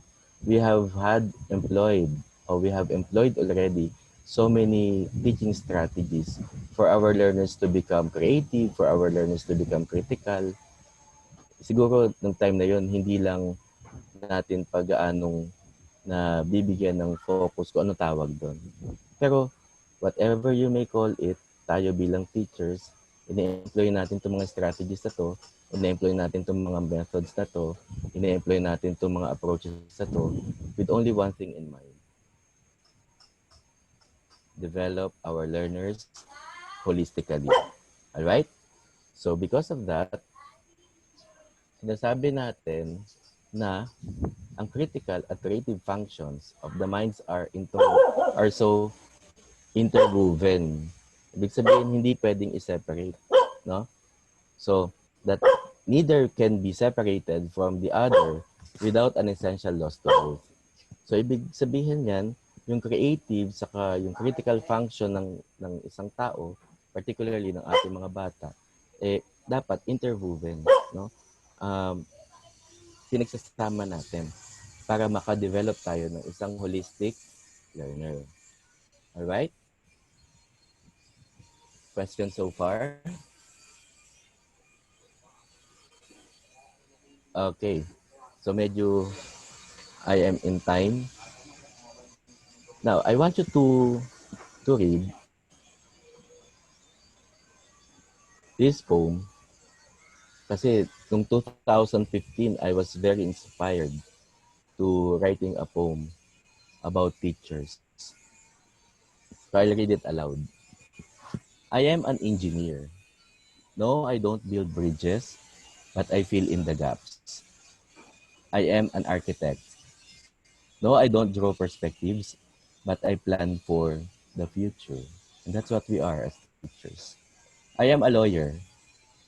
No, I don't defend people's rights, but I show what is right. I am an accountant. No, I don't deal with taxation, but I do assessments. I am a doctor. No, I don't heal the sick, but I cure ignorance. I am a teacher. Yes, I am a teacher. Did I say more? So tayo, in our reflection to this, makikita natin na we may be filling in different roles, no, sa society natin. Pero tayo bilang teacher, we develop them all. There will be no engineers, no architect, no lawyers, accountant, doctors, and whoever without teachers like us. That's why we are called the nation builders. Alright? Sabi ni Dr. Jose Rizal, it is a useless life that is not consecrated to a great ideal. It is like a stone wasted on the field without becoming a part of any edifice. So dahil doon, in a community that we are with, we have to make it a point that we leave a mark, most especially in the hearts of our learners. So with that, thank you very much and good morning.